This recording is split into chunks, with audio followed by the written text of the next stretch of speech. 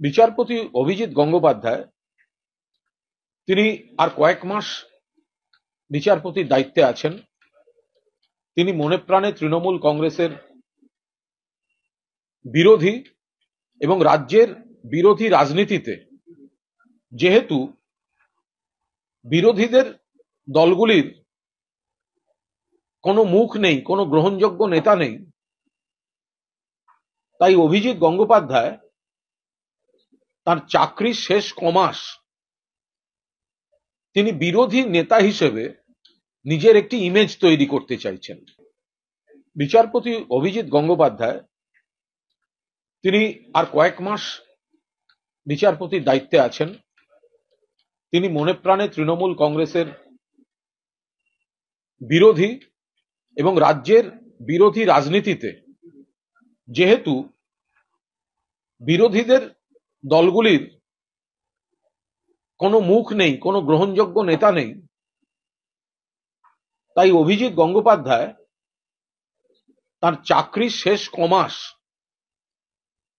তিনি বিরোধী নেতা হিসেবে নিজের একটি ইমেজ তৈরি করতে চাইছেন।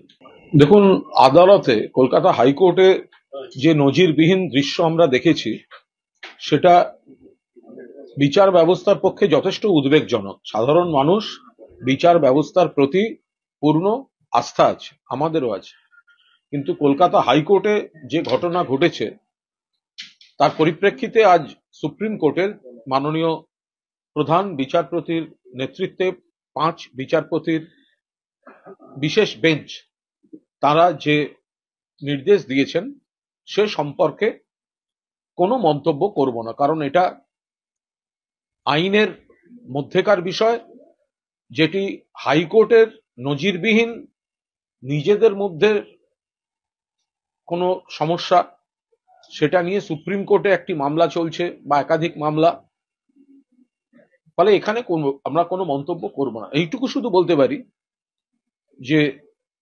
বিচারপতি অভিজিৎ গঙ্গোপাধ্যায় তিনি আর কয়েক মাস বিচারপতির দায়িত্বে আছেন। তিনি মনে প্রাণে তৃণমূল কংগ্রেসের বিরোধী এবং রাজ্যের বিরোধী রাজনীতিতে যেহেতু বিরোধীদের দলগুলির কোনো মুখ নেই, কোনো গ্রহণযোগ্য নেতা নেই, তাই অভিজিৎ গঙ্গোপাধ্যায় তার চাকরির শেষ কমাস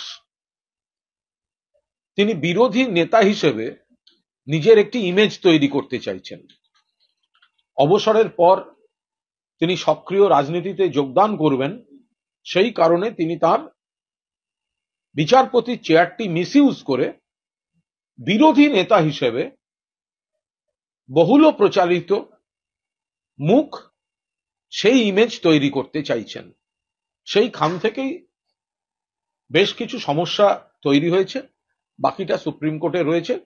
সুপ্রিম কোর্ট এখন সিঙ্গেল বেঞ্চ, একাধিক, একটি ডিভিশন বেঞ্চ, সব মিলিয়ে যা তৈরি হয়েছে, সুপ্রিম কোর্ট যা প্রক্রিয়া চলছে তার উপর কোনো মন্তব্য করব না। আবার বলছি যে বিচার ব্যবস্থা এবং বিচারপতিদের আমরা শ্রদ্ধা করি, সম্মান করি, আইনকে সম্মান করি। বিচার ব্যবস্থা আমাদের কাছে চূড়ান্ত আস্থা, শ্রদ্ধার এবং সম্মানের।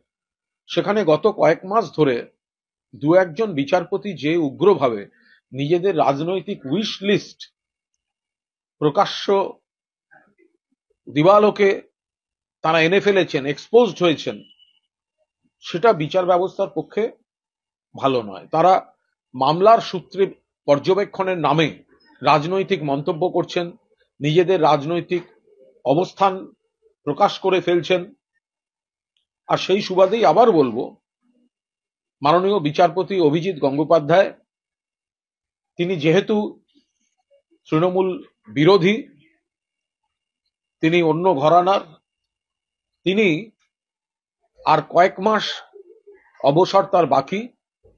তিনি এই কয়েক মাস বিচারপতির চেয়ারটিকে অপব্যবহার করে রাজ্যের বিরোধী নেতা হিসেবে নিজের ইমেজ গড়ে তুলতে চাইছেন। সেইখান থেকেই এই সমস্যাগুলি বেশি করে তৈরি হচ্ছে, আনুষঙ্গিক জটিলতা থাকছে।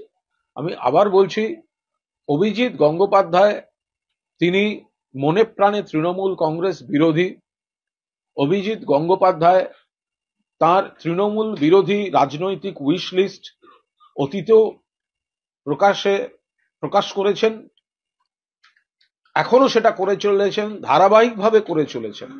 ফলে এ থেকে খুব স্পষ্ট যে অভিজিৎ গঙ্গোপাধ্যায় তিনি বিরোধী রাজনীতিতে প্রবেশ করবেন, অবসরের কয়েক মাস বাকি।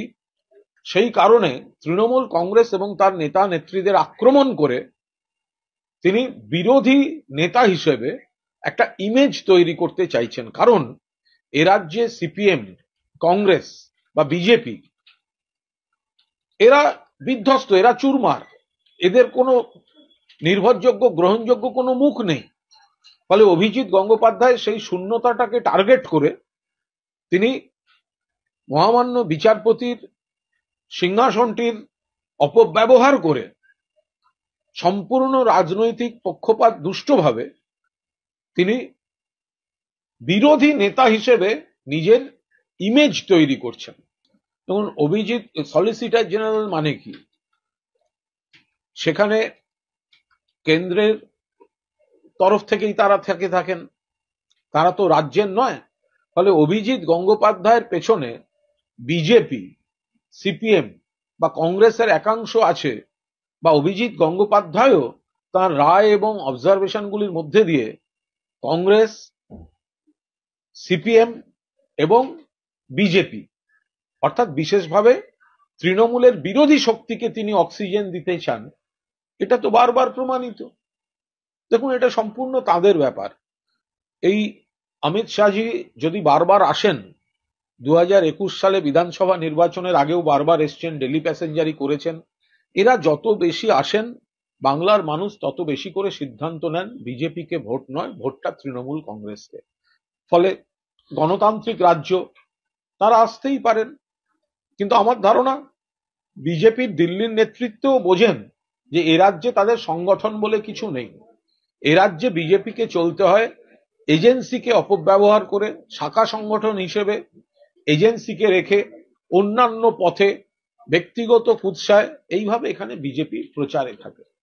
ফলে বাংলার বিজেপি নিয়ে অমিত শাহের বাড়তি কোনো উৎসাহ থাকারও কোনো কারণ নেই। আর যদি উৎসাহ দেখিয়েছিলেন 21-এ, বাকি ওনাকে উৎসাহহীন করার কাজ বাংলার মানুষ করে দেবেন। বিচারপতি অভিজিৎ গঙ্গোপাধ্যায় তিনি আর কয়েক মাস বিচারপতির দায়িত্বে আছেন। তিনি মনে প্রাণে তৃণমূল কংগ্রেসের বিরোধী এবং রাজ্যের বিরোধী রাজনীতিতে, যেহেতু বিরোধীদের দলগুলির কোনো মুখ নেই, কোনো গ্রহণযোগ্য নেতা নেই, তাই অভিজিৎ গঙ্গোপাধ্যায় তার চাকরির শেষ কমাস তিনি বিরোধী নেতা হিসেবে নিজের একটি ইমেজ তৈরি করতে চাইছেন।